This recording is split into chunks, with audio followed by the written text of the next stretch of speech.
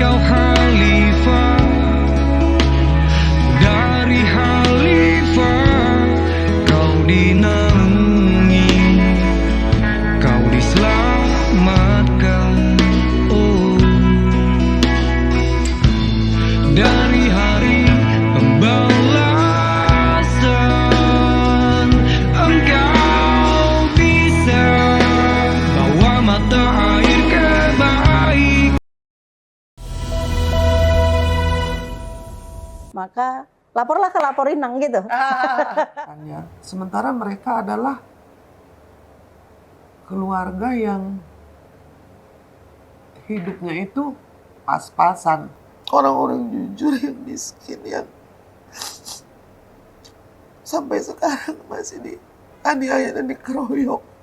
You know, as a mother, can you feel? Assalamualaikum warahmatullahi wabarakatuh, Sobat RH sekalian. Jumpa lagi kita di channel yang keren ini, keren cadas. Sobat semuanya, kita ternyata warnanya terlalu ramai. Saya padukan dengan merah, ternyata ramai. Tetap yang lebih baik putih ya, tapi it's okay ya. Walaupun ramai tapi masih oke lah ya. Oke. Nah, Sobat era sekalian, ini tertarik dengan terkait dengan soal Effendi Simbolon. Rupanya walaupun sudah minta maaf, anggota DPR ini tetap menyoroti ya mobilisasi yang dilakukan ya terkait respons prajurit ya, mobilisasi prajurit terhadap pernyataan dia bahwa TNI gerombolan ya. Jadi ada semacam mobilisasi dan ini dianggap hal yang kurang baik atau tidak baik. Coba kita bacakan ya. Saya juga berpendapat ya kalau genuine marah nggak apa-apa, tapi kalau dimobilisasi ya janganlah. Oke. Dari Detik News ya. Jakarta, anggota Komisi 1 DPR fraksi PDI Perjuangan PDIP Effendi Simbolon menyoroti soal adanya mobilisasi prajurit TNI dalam merespons pernyataannya yang menyebut TNI seperti gerombolan. Effendi menentang adanya mobilisasi tersebut. Saya kira itu nggak salah juga ya.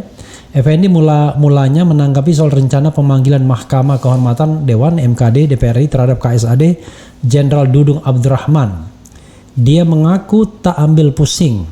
Effendi menegaskan pernyataannya terkait isu adanya disharmoni antara Jenderal Dudung dan Panglima TNI. Jenderal Andika Perkasa hanya sekedar menyampaikan kritik dalam rapat di Komisi 1 DPR.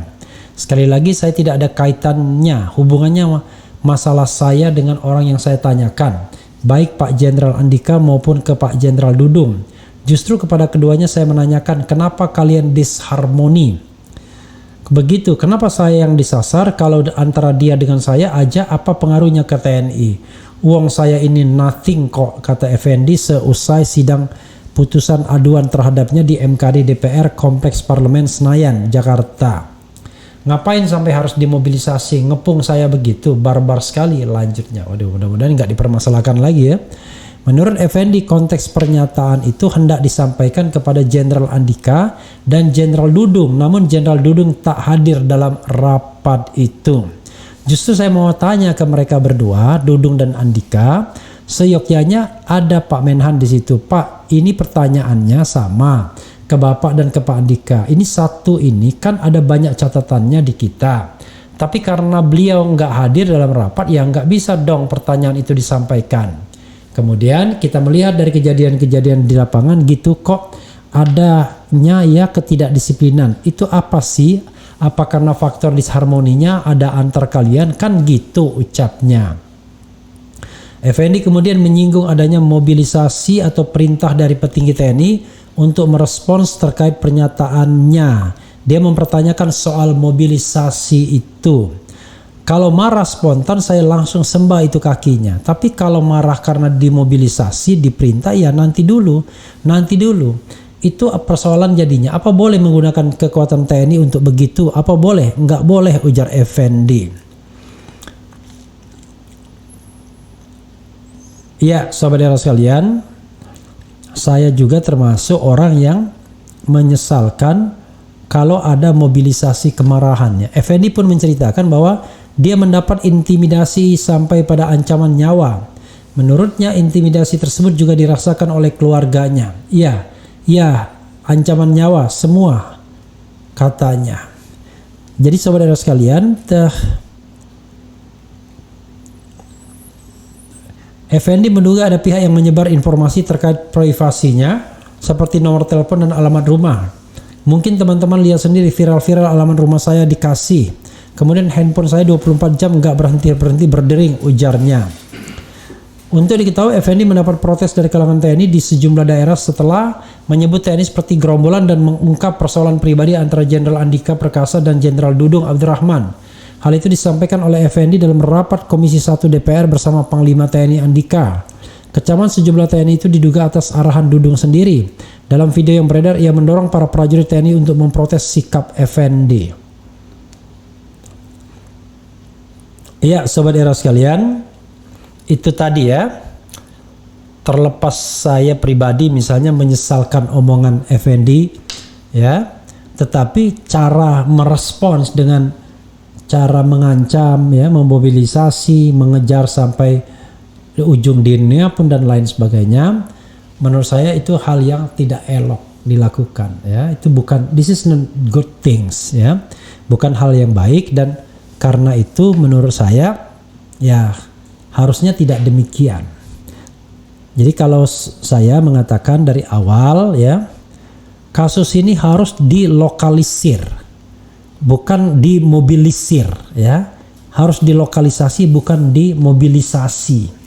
Jadi kalau misalnya secara kelembagaan tersinggung TNI, ya maka yang berhak ngomong adalah Panglima TNI, atau kalau Panglima TNI mau menunjuk katakanlah juru bicaranya, ya berarti Juber itu mengatakan atas nama Panglima TNI. Dan jangan lupa yang tertinggi di TNI itu adalah Panglima, bukan KSAD.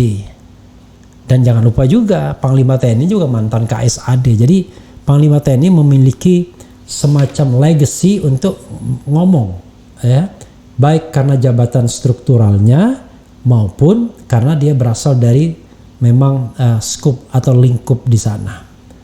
Tapi jangan lupa, ini bukan hanya persoalan TNI AD harusnya. Karena yang marah harusnya kan TNI AL juga iya, TNI AU juga iya. Kenapa mereka adem ajem aja? Artinya memang ada persoalan yang dikatakan tadi sebagai sebuah mobilisasi. Kalau soalnya dimobilisasi, maka ya harusnya tidak boleh. Jadi harusnya ini dilokalisir sebagai sikap dari tentara, sikap dari TNI, dan TNI itulah yang kemudian Panglima melalui Panglimanya berusaha menyelesaikan kasus ini sebaik-baiknya, tidak menjadikan institusi sebagai tameng, ya, baik untuk bertahan maupun untuk attacking.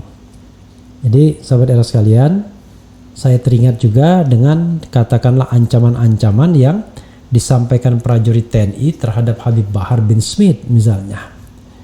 Jadi ada 2 atau 3 prajurit TNI yang kemudian mengancam Habib Bahar bin Smith. Sekali lagi itu hal yang tidak bisa dibenarkan, karena sekali lagi ya di dalam dunia hukum itu kita mengenal individual responsibility. Jadi tidak bisa menggunakan institusi ya untuk menghadapi penghinaan terhadap pribadi misalnya.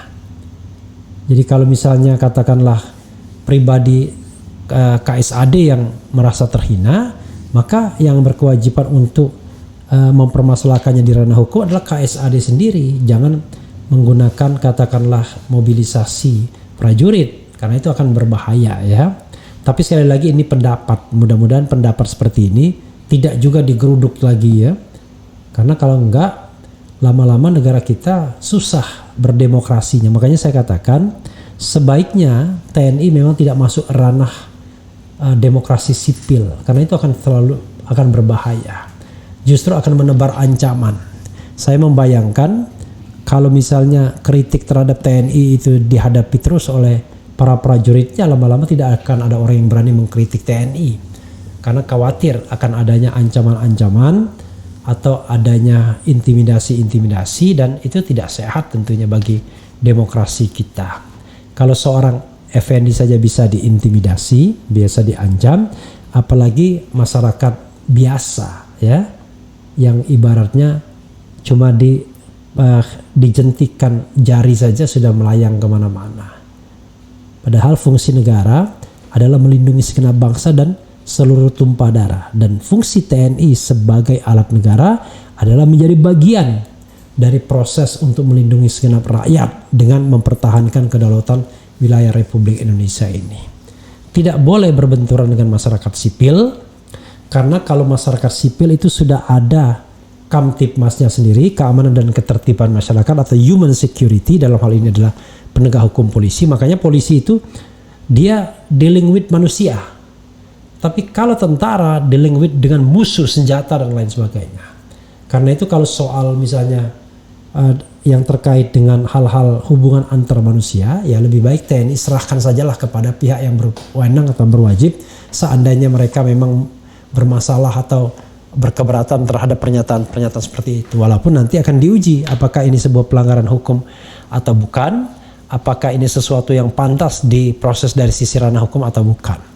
Sama seperti cuitan Eka misalnya, akan dinilai apakah ini sebuah proses yang pantas diproses dari sisi hukum atau tidak. Saudara sekalian, saya bukanlah orang yang selalu ingin sebentar-bentar proses hukum, sebentar-bentar proses hukum. Karena tentu akan sibuk sekali yang namanya polisi kita kalau sebentar-sebentar mereka harus memproses orang yang tersinggung, orang yang marah dan lain sebagainya. Maka sebagai masyarakat yang beradab, ketersinggungan dan kemarahan itu cukuplah diselesaikan secara adat dan tidak perlu membawa institusi atau melakukan mobilisasi. Sahabat era sekalian, itu saja ya. Selanjutnya dengarkan satu dari 10 lagu yang sudah ada di platform musik ya. Bisa di-download ya untuk menjadi background di Instagram, di Facebook, bisa juga download penuh di iTunes, Jukebox dan lain sebagainya termasuk Spotify. Lagunya adalah Salam 0%. Wassalamualaikum warahmatullahi wabarakatuh. Ciao.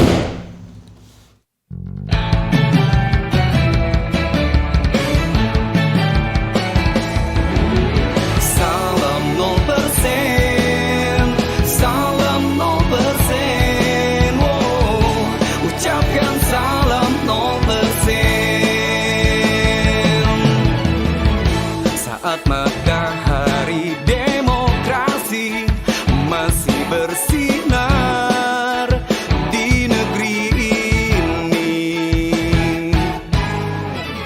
Salam bagi lahirnya pemimpin, pemimpin juga